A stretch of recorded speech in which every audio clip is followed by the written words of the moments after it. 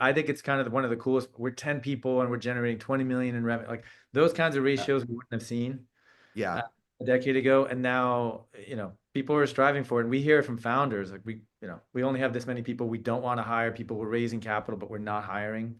That's unusual. That's a very different Do you pitch. think I'm making this number up, but I think it's about right. And Victor could probably for a case study, and then maybe we can break. That makes it. That's what I see too, right? And listen, the world's changing so quickly today, right? I even did the whole DeepSeek thing. It feels like everything's faster than it was a week ago. But it feels to me there's still the issue around 200, 300 employees where you still end up needing 10 people to do everything. And what I feel like this 10 people can get to 10 million ARR thing, it just shifts the time. Like instead of me needing, but it's still at 100 million, at 50 million ARR, I need so many humans.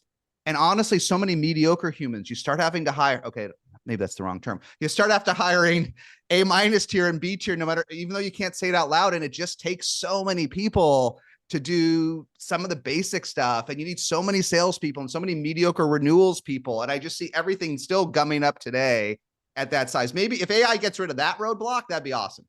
But I wonder if it just kicks the can down the road a year or two. Yeah, I mean, it's kind of like Salesforce hiring 1,000 salespeople to sell their SDR salespeople, right? The agents.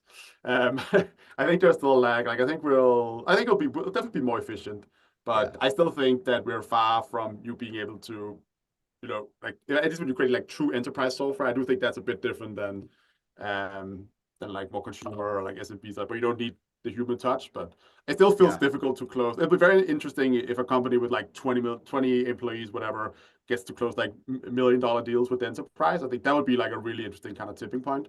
But so far, for most of the ones that I've seen, at least, it's still a lot of like self-service, credit card revenue, or like kind of smaller sales, because it's still just very difficult managing a deal desk, right? It's like you just need people for that. Well, maybe let me just wrap. Let me ask one last version of this to you, Tomas, then we could wrap. And this was great. So when you and I started, Tomas, a lot of VCs would yell at founders and say, you've got to offshore to save money.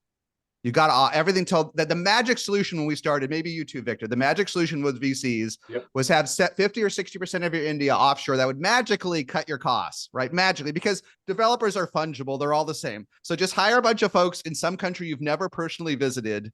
And that's my VC solution. Is the new version today, the version of today is if you're good at AI, you only need 10 developers?